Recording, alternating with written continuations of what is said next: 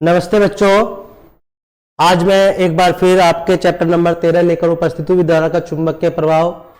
Last वाले video में मैंने आपको चुंबक किसे कहते हैं, चुंबक कितने प्रकार की होती है, किस तरीके से बनाई जाती है और कहाँ कहाँ से प्राप्त होती हैं के बारे में आपको जानकारी दी थी। अब हम चलते हैं इस चैप्टर में आगे की तरफ, जिसमें मैंने आपको लास्ट बार बताया था कि आने वाले वीडियो में हम विद्युत धारा के चुंबकीय प्रभाव के बारे में जानकारी प्राप्त करते हैं। तो चलिए आइए स्टार्ट करते हैं विद्युत धारा का चुंबकीय प्रभाव। देखिए बेटा, विद्युत धारा का चुंबकीय प्रभाव क्या होता है।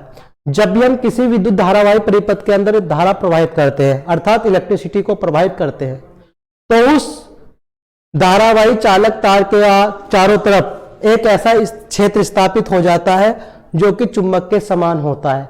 उसी क्षेत्र को हम क्या कहते हैं, विद्युत धारा का चुंबकीय प्रभाव कहते हैं। जैसे डेफिनेशन से आपको और क्लियर हो जाएगा, जिस प्रकार एक चुंबक के चारों ओर एक चुंबकीय क्षेत्र स्थापित हो जाता है, ठीक इसी प्रकार एक चालक के चारों ओर भी क्या हो जाता है, विद्युत धारा प्रवाहित हो रही है, तो वहां पर भी क्या हो जाता है, चुंबकीय क्षेत्र स्थापित हो जाता है, जिसे हम क्या कहते हैं, विद्युत धारा का चुंबकीय प्रभाव या विद्युत धारा का चुंबकीय प्रभाव कहते हैं।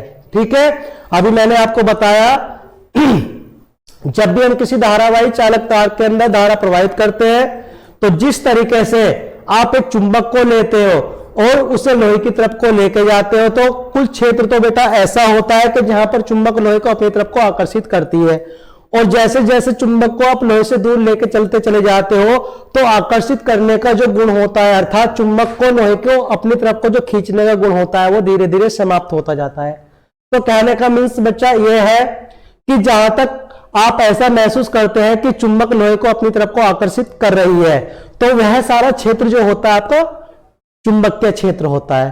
ठीक इसी प्रकार जब हम किसी धारावाही चालक तार में धारा प्रवाहित करते हैं, तो उस चालक तार के चारों तरफ एक क्षेत्र स्थापित हो जाता है, जिसे हम क्या कहते हैं, विद्युत धारा का चुंबकीय प्रभाव कहते हैं। ठीक है, चलिए आइए अब हम यह जानकारी प्राप्त करेंगे कि सर्वप्रथम यह किस वैज्ञानिक ने पता लगाया था, किस सन में पता लगाया था। ठीक है, चलिए आइए देखिए, सर्वप्रथम सन 1820,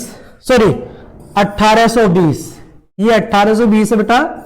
1820 ईस्वी में ओस्ट्रेड ने प्रयोग द्वारा यह पता लगाया था कि जब किसी चालक में विद्युत धारा प्रवाहित की जाती है, तो उसके चारों ओर एक चुंबकीय क्षेत्र स्थापित हो जाता है। बात समझ में आई? कौन वैज्ञानिक थे? ओस्ट्रेड नाम के वैज्ञानिक थे। सन 1820 ईस्वी में इन्होंने यह पता लगाया था कि जब किसी धारावाही चालक तार के चारों तरफ एक चुंबकीय धारा प्रवाहित की जाती है, तो उसके चारों तरफ एक चुंबकीय क्षेत्र स्थापित हो जाता है, जिसे हम विद्युत धारा का चुंबकीय प्रभाव कह सकते हैं। अब देखिए इन्होंने कैसे पता लगाया, इसके लिए इन्होंने एक प्रयोग किया था। वह प्रयोग बच्चों क्या था, देखिए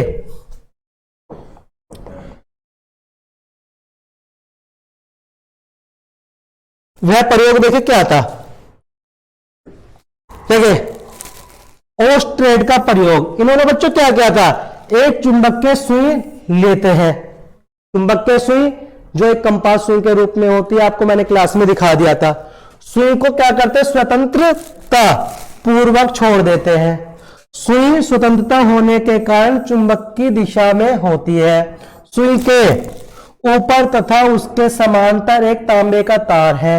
जैसे ही तार में विद्युत धारा प्रवाहित करते हैं, तो चुंबकीय सुई घूम जाती है। यदि तार को सुई के ऊपर रखकर नीचे रखकर, सुई भी उल्टी दिशा में घूमती है। ठीक है जी, चलिए आगे देखते हैं। ठीक है, सुई भी घूमती है। यदि तार को सुई के ऊपर रखकर या हम उसे नीचे भी रख देते हैं, तो उल्टी दिशा में घूमती है। चूंकि चुंबकीय सुई सदैव चुंबकीय क्षेत्र में ही घूमती है, अतः स्पष्ट हो जाता है कि तार में विद्युत धारा बहने से एक चुंबकीय क्षेत्र स्थापित हो जाता है, जिसके कारण चुंबकीय सुई घूमती है। यह विद्युत धारा का चुंबकीय प्रभाव कहलाता है। तो देखिए ओस्टेड नाम के वैज्ञानिक थे, उन्होंने अपने प्रयोग द्वारा यह सिद्ध किया कि जब भी हम किसी धारावाही चालक तार के अंदर विद्युत धारा प्रवाहित करते हैं तो उस चालक तार के चारों तरफ एक चुंबकीय क्षेत्र स्थापित हो जाता है। अब इसके लिए उन्होंने क्या किया था, एक चुंबकीय सुई ली थी। चुंबकीय सुई लेने के बाद उस चुंबकीय सुई को एक ऐसे धारावाही चालक तार के ऊपर रखा जिसके अंदर उन्होंने धारा प्रवाहित की। ठीक है, तो जब चालक तार में जैसे ही धारा प्रवाहित करते हैं तो उन्होंने क्या देखा कि जो चुंबकीय सुई थी वो कंपन करने लगती है। तो जितना उस चुंबकीय सुई को हम उस धारावाही चालक तार के पास लाते हैं, चुंबकीय सुई उतने अधिक कंपन करती है, और जितना दूर लेके जाते हैं उतने ही कंपन कम होते चले जाते हैं। और एक क्षेत्र ऐसा आता है जहां पर वह चुंबकीय सुई अपने कंपनों को करना बंद कर देती है, तो वहां पर हम ये कह सकते हैं कि चुंबकीय क्षेत्र नहीं होता। तो कहने का मतलब यह है कि उन्होंने इसी प्रयोग को चालक तार के ऊपर रखकर और चालक तार के नीचे रखकर कंपास सुई को देखा, तो उन्होंने देखा कि चाहे तो चालक तार के ऊपर कंपास सुई को रखते हैं और चाहे चालक तार के नीचे रखते हैं तो एक निश्चित क्षेत्र तक जो कंपास सुई होती है वो कंपन करती है। तो इससे उन्होंने यह ज्ञात किया कि जब भी किसी धारावाही चालक तार के अंदर धारा प्रवाहित की जाएगी तो उस चालक तार के चारों तरफ एक चुंबकीय क्षेत्र स्थापित हो जाएगा। उस चुंबकीय क्षेत्र को हम क्या कहते हैं, विद्युत धारा का चुंबकीय प्रभाव कहते हैं। तो ये बच्चों ओस्टेड नाम वैज्ञानिक थे जिन्होंने सन 1820 ईस्वी में अपने प्रयोग द्वारा सिद्ध किया था। ठीक है, चलिए नेक्स्ट टॉपिक है हमारा चुंबकीय क्षेत्र। जैसा कि अब आप समझ गए होंगे कि चुंबकीय क्षेत्र हम किसे कहेंगे, जहां जहां तक हम चुंबक को अनुभव कर सकते हैं या चुंबक के प्रभाव को अनुभव कर सकते हैं, वो सारा ही क्षेत्र आपका क्या कहलाता है, चुंबकीय क्षेत्र कहलाता है। देखिए यदि हम किसी क्षण यानी एट ए मूवमेंट चुंबक अथवा धारावाही परिनालिका के समीप किसी बिंदु पर कंपास सुई रखें तो सुई अब घूमकर किसी अन्य स्थान पर स्थिर हो जाती है। स्थिर मतलब रुक जाती है। इस प्रकार चुंबकीय कंपास सुई द्वारा चुंबकीय प्रभाव को अनुभव किया जाता है। अतः चुंबक के चारों ओर चुंबक को अनुभव किया जा सके उस क्षेत्र को हम क्या कहते हैं, चुंबकीय क्षेत्र कहते हैं। ठीक है, चलिए नेक्स्ट बात करते हैं हम चुंबकीय बल रेखाओं की।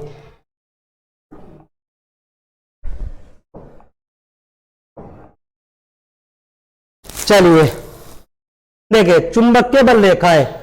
चुंबकीय बल रेखाएं क्या होती है बेटा, मैंने अभी आपको बताया था कि जब भी हम किसी धारावाही चालक तार के चारों तरफ चुंबकीय क्षेत्र को अनुभव करते हैं तो वो सारा ही क्षेत्र हमारा क्या कहलाता है, चुंबकीय क्षेत्र कहलाता है। तो चुंबकीय बल रेखाएं हमारी क्या होती है, तो चुंबकीय बल रेखाओं के गुण, चुंबकीय बल रेखाओं के निम्नलिखित गुण होते हैं।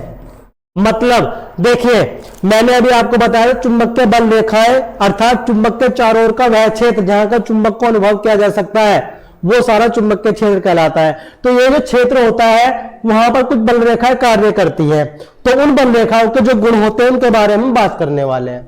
ठीक है, तो नंबर 1 है जो चुंबकीय बल रेखाएं हैं नॉर्थ से निकलकर साउथ में प्रवेश करती हैं। अर्थात जो चुंबकीय बल रेखाएं होंगी वो हमेशा हमेशा नॉर्थ से निकलेंगी और साउथ में प्रवेश करेंगी। जैसे देखिए ये हमने एक क्षण चुंबक ले रखी है, सभी जानते हैं इसे एस सिरा बोलते हैं, इसे एन सिरा बोलते हैं। तो पहला गुण क्या है, नॉर्थ से निकलती है और साउथ में प्रवेश करती है। देखिए नॉर्थ एरा निकल रही है आपकी नॉर्थ में और कहां प्रवेश कर रही है आपकी साउथ में। तो जो चुंबकीय बल रेखाएं हैं उनका सबसे पहला गुण ये होता है कि वे हमेशा नॉर्थ से निकलती हैं और साउथ में प्रवेश करती हैं। दूसरा गुण, चुंबकीय बल रेखाएं एक बंद वक्र के रूप में प्राप्त होती हैं।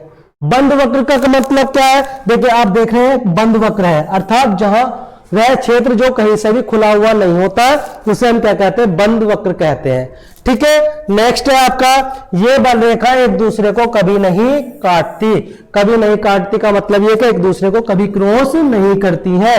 तो वह बल रेखाएं जो कभी एक दूसरे को क्रॉस नहीं करेंगी उन्हीं को हम चुंबकीय बल रेखाएं कहेंगे। और यदि बल रेखाएं एक दूसरे को क्रॉस करती है तो वो चुंबकीय बल रेखाएं नहीं होती। ठीक है बेटा, चलिए नेक्स्ट नंबर 4। नंबर 4 है आपका चुंबकीय क्षेत्र जितना प्रबल होता है बल रेखा उतनी पास पास होती है, और चुंबकीय क्षेत्र जितना दुर्बल होता है चुंबकीय बल रेखा उतनी ही क्या होती है, दूर दूर होती है। अर्थात चुंबकीय ध्रुवों पर देखो यहां पर इस जगह आप देख रहे हैं चुंबकीय बल रेखा कितनी पास पास है, और जैसे ही इनकी दूरी बढ़ती चली जाती है इनके बीच का क्षेत्र भी कैसा हो जाता है, बढ़ता चला जाता है।